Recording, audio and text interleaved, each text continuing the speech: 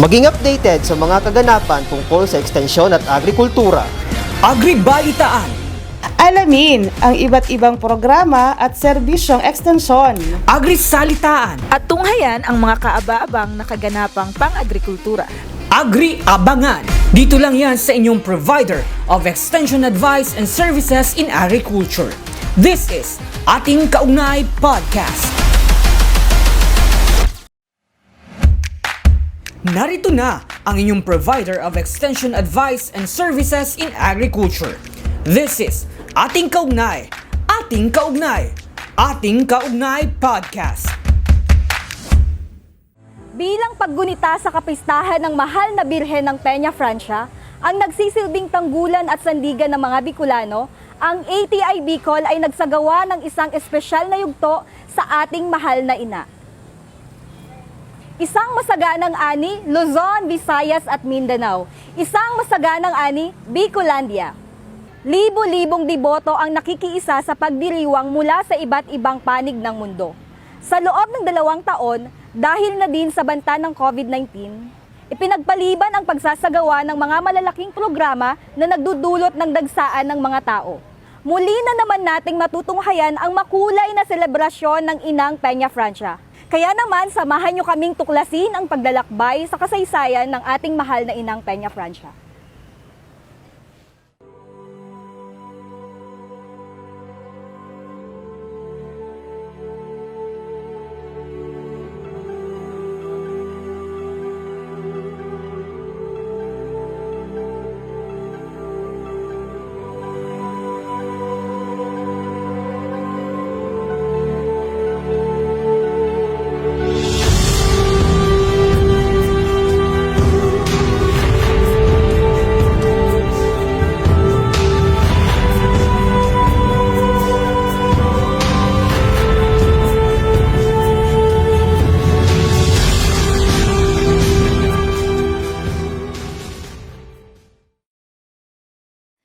Magandang araw mga ka-agri! Ngayong araw ay nandito tayo sa Holy Rosary Minor Seminary para kapanayamin ang rector ng Holy Rosary Minor Seminary, si Father Francis Tordilla. So magandang araw, Father Francis. Salamat po sa imbitasyon. Batiin nyo naman po yung inyong mga viewers Sa mga ka-agri, sa ATI Bicol. Magandang araw po sa inyo and Happy Fiesta! Happy Peña Francia Fiesta! So, meron po kaming mga set of questions dito. So, yung number 1 question po namin is, paano ba nagsimula or yung origin ng Peña Francia? Okay, ang origin ng Peña Francia, dalawa. Okay. Kapag sinasabi natin Peña Francia, we are actually referring to Our Lady of Peña Francia or Nuestra Señora de Peña de Francia. Sinasabi natin dalawa yung origin niya sapagkat merong Spanish origin at merong Bicol origin or the Philippine origin. Yung Spanish origin, it's because since transplanted ang devotion na to, hindi ito originally galing dito sa Bicol. Ito'y nirigalo sa atin ng galing sa Espanya. Okay. So it has its Spanish origins which goes back as early as 1434 nung si Simon Roland, isang Frances, isang French monk kung saan hindi siya makatulog at siya tinatawag ng isang boses na hanapin mo ang aking imahen sa Peña de Francia.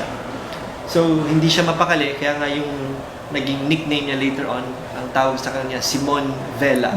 Ibig sabihin, velar, which is to keep vigil, to keep awake, okay, to be awake, hanggang hindi niya mahanap yung imahen ng Peña de Francia. So hinanap niya ito sa loob ng Francia, o sa France, pero sa loob ng 5 taon wala siyang makuhang lugar na tinatawag na Peña de Francia. So he practically gave up. He gave up all this search, and then hanggang mapunta siya sa Spain, sa Espanya, when he was doing this pilgrimage to Santiago de Compostela. So nung napunta siya doon niya nalaman na meron palang lugar na tinatawag na Peña de Francia. Ito ay isang burol o isang hill, yeah, na kung saan doon kinukuha ng mga carboneros, yung mga mangunguling yung kanilang kahoy. Sinasabi ng mga nag-aaway-aaway na manguling na yung aking uling ay mas okay ang quality nito kasi galing ito sa Peña de Francia. So sinunod nito hanggang makuha niya yung bundok or yung burol ng Peña de Francia.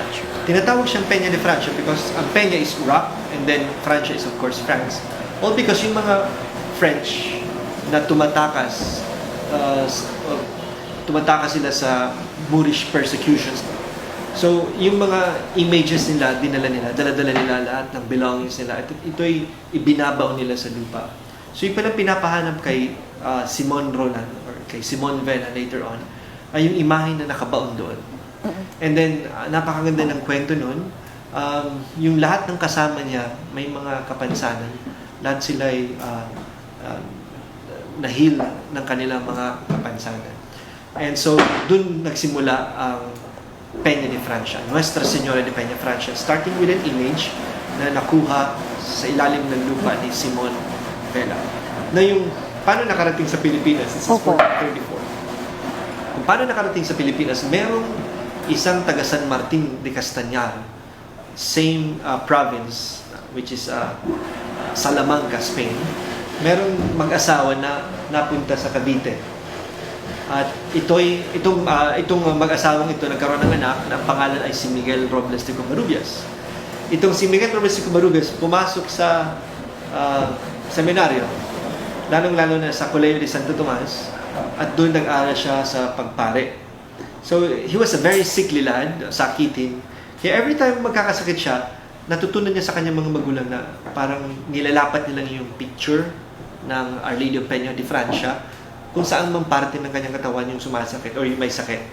So, lagi siyang gumagaling. Miraculous. Miraculous. Minsan nga, kahit yung history book noon ng Peña de Francia, yun ang ginagamit niya sa paglapat sa kanyang kung saan man siya may sakit. So, sabi niya, okay, since I am the miracle of all miracles, magpapromise ako sa mahal na Birhen na magpapatayo ako ng isang kapilya o isang simbahan malapit sa isang ilog bilang pagpasalamat ko sa napakagandang regalong binigay sa kanya na yung gift of healing. So, he intended to build the church dun sa may Ilog Pasig. Sa Ilog Pasig. Sa may Ilog Pasig. And then, kaya lang, tinawag siya ng obispo ng Nueva Cáceres, dito sa Bicol, si Andres Gonzales. And so, before pa siya graduate ng theology, pinapunta na siya dito. At siguro marahil dito siya ina-ordain ng pare.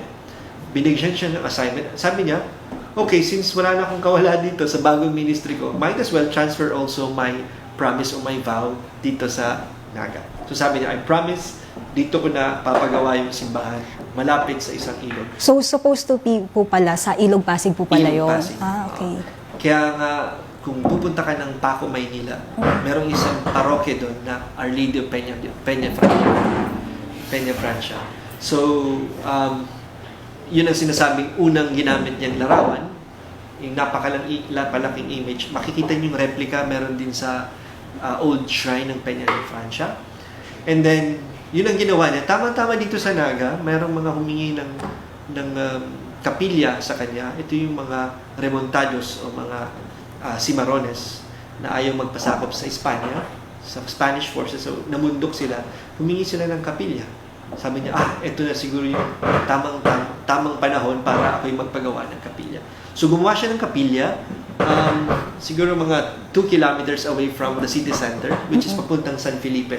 So, doon niya pinagawa yung unang kapilya kay Nuestra Señora de Peña de Francia. Very light materials. At ito'y malapit sa tinatawag nating Naga River. So, simula nun, nagkaroon ng devotion kay Our Lady of Peña Francia. So, that was like around before 1710. By 1710, meron na tayong kapilya, meron na tayong bawat Sabado may misa, at meron na tayong imahen na pinalilok ni Miguel Robles de Covarrubias.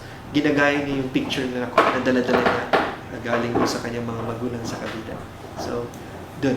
Yun ang origin ng Peña Francia. So, ano nga po ba yung significance of Peña Francia sa mga Bicolanos and devotees? Okay. Significance. It's very significant because sinasabi namin na yung Our Lady of Peña Francia is already part and parcel of Bicol identity and Bicol culture. Bakit? Sapagkat, ewan ko ba, kung anong meron sa kultura ng Bicolano, sobrang dali nilang tinanggap si ina. Well, we call her ina because she is a mother. And in fact, yung image ni Mama Mary, talagang nandun yung bata, si Jesus, yung baby Jesus na yan. At yung baby Jesus medyo nakaganon, nakatingin sa kanya. In a loving gaze, in a loving manner, he's gazing back to his mother. And yung mother, syempre, is a very loving mother. Kaya nga tawag natin sa kanya, ina. Napakagandang tanong na to. Siguro, magandang gawan ng studies to kung bakit sobrang bilis ma-accept ng mga Bicolano itong sina. In just a matter of like 100 years, almost all of Bicol, mayroon ng debosyon kay ina. In fact, kung bakit nililipat ito, nagkakaroon ng traslasyon.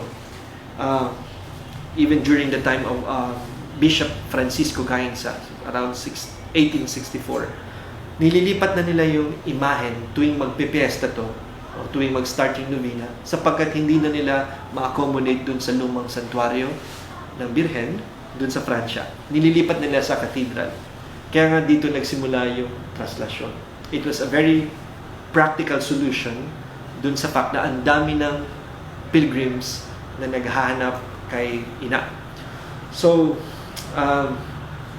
part and parcel ng Bicolano sapagkat sabi nga ni Archbishop Legazpi, ina is Bicol, Bicol is ina. Whenever you see a Bicolano, you expect him or her to have a devotion to Our Lady of Peñafrancia. And vice versa also, kapag nakakita ka ng imahe ng mahal na Birhen de Peñafrancia, sinasabi, sigurado may Bicolano dyan. Like, nung nag-aaral ako sa Rome, meron akong hinawakan na siguro 2-3 association, Our Lady of Peñafrancia Association. And so, meron mga Bicolano, meron mga hindi Bicolano, but for sure, meron Bicolanong namumuno sa ganung organisasyon. And this Our Lady of Peñafrancia Association is all over the world right now. In fact, nung secretary pa ako ni Archbishop Legazpi, every September or August, humihingi na ng message yan all over the world. Galing US, galing Europe, galing ibang parts ng Asia, all asking for the message of greetings for the feast of Our Lady of Peñafrancia. So, yun, very closely knitted ang identity ng Bicolano kay ina. Siguro marahil sapagkat napaka-vulnerable ng mga Bicolano. Lagi tayong binibisita ng bagyo. Nandun yung mga bulkan, nandito sa atin. Lahat na yata ng pagbabaha. Imagine, 40% ng ating palay, di ba? Ng rice fields natin. They are all submerged in water every time mayroon typhoons. So, even yung vulnerability natin, ando na. So, to whom do we turn during those times of crisis? Well, ang mga Pilipino, ang mga Bicolano, napakadali yun.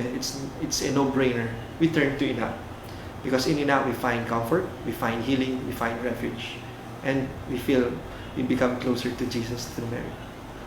Ang devotion had a very important role sapagkat yung devotion nila kay ina, yung pagdasal nila sa Poong May Kapal, yan yung nag-sustain ng kanilang mental health. Okay. So, for our last question po, may message po ba kayo sa mga devotees, mga Bicolanos, or... Message. Okay. Yeah, ang message ko po ganito. Si ina is actually very close to the poor. In fact, she was considered to be one of the poor. She's called the poor of Yahweh, or the Anawim. Tayong mga Bicolano, most of the population is under or below the poverty line. Kaya sa mga kapwa Bicolano ko, okay, mawawala ng pag-asa. Andito yung si ina. Siya ay handang damayan tayo sa ating mga paghihirap. Pero most importantly, si ina yung inspirasyon natin. Kapag ganitong may mga sakuna, may mga pandemya, o kaya mahirap yung buhay, mahirap maghanap buhay, huwag tayong mawawala ng pag-asa. Si ina will lift us up from this poverty because no one wants this poverty. And even God does not want poverty. Even ina does not want poverty. And so, magtulungan tayo. Siguro basagin natin yung kultura ng pagkamakasarili. And magtulungan tayo. There's no way to move forward but to become devotees who are united in love and charity with the Blessed Virgin Mary. She is our model. And just like her, she found her mission at a very early age. In the same sense, siguro hanapin natin yung mission. Lalo hanapin natin yung mga tao sa laylayan. Yung mga hindi na nakakarinig ng yung kampana ng simbahan, yung mga hindi na nakakapagsimba, hanapin natin sila, isama natin sila kay Ina, isama natin sila palapit kay Jesus. Happy Fiesta po sa inyo lahat. Ang malalim na debosyon ng mga Bicolano ay nangangahulugang isang pasasalamat kay Ina sa mga biyayang kanilang natatanggap. Kaya naman, mahalaga na maunawaan natin ang kasaysayan at pinagmulan ng ating mahal na Inang Peña Francia. Sa muli, ako po si Joy Calabios. Maraming salamat sa pagsubaybay sa aming special episode na handog ng ATI Bicol. Magkita-kita po tayong muli sa mga susunod na programa. Diyos Mabalos! Viva la Virgen! Viva el Divino Rostro!